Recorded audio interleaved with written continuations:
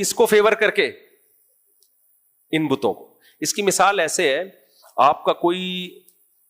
آپ نے کسی کے فیور میں لڑائی کرنا شروع کر دی بڑے طاقتور سے, جس میں خطرہ ہے کہ وہ آپ کی کباب بوٹی بنا دے گا.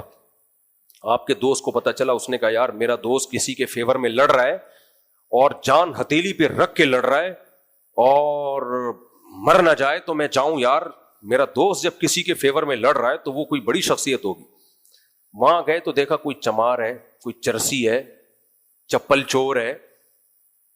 تو آپ کیا بولو گے؟ ابے تو کسی کے فیور میں لڑ رہا ہوتا تو کوئی بادشاہ, کوئی شہزادہ, کوئی باپ ہوتا, تیری ماں ہوتی, تیرا بھائی ہوتا, تیری بہن ہوتی. تو لڑ چپل چور اور چرسی کے فیور میں اپنی جان دے رہا ہے, تو پاگل آدمی. سمجھ رہے ہو؟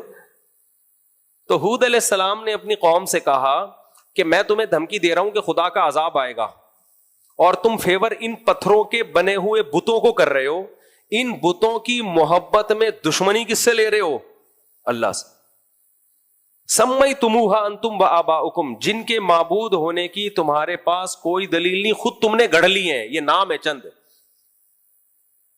ہر باطل آدمی یہی کچھ کر رہا ہوتا ہے.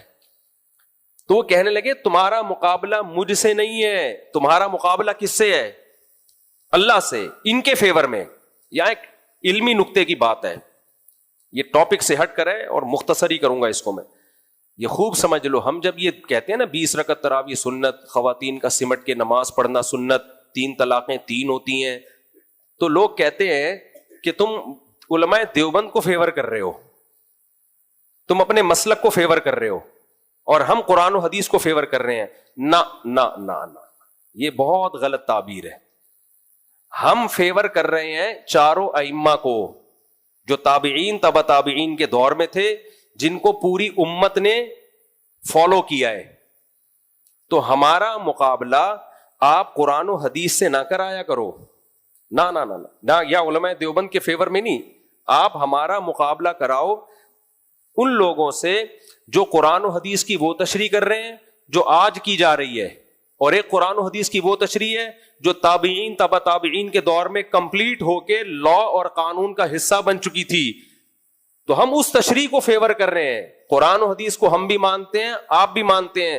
قرآن و حدیث کی ایک تشریح وہ ہے جو تابعین تبع تابعین اور ائمہ نے کر لی ہے. تبھی تو دیکھو 3 طلاق میں بار بار کہتا ہوں, کوئی ایک صحابی تو دکھاؤ نا, کوئی ایک اجل تابعی دکھاؤ جس نے 3 کو 1 کہا ہو. تو یہ کیسا قرآن و حدیث ہے جو آپ کی سمجھ میں آ رہا ہے اور ان کی سمجھ میں نہیں آیا تھا. تو جب ہم اس کا دفاع کرتے ہیں تو دفاع میں علماء دیوبند کا یا اپنے بزرگوں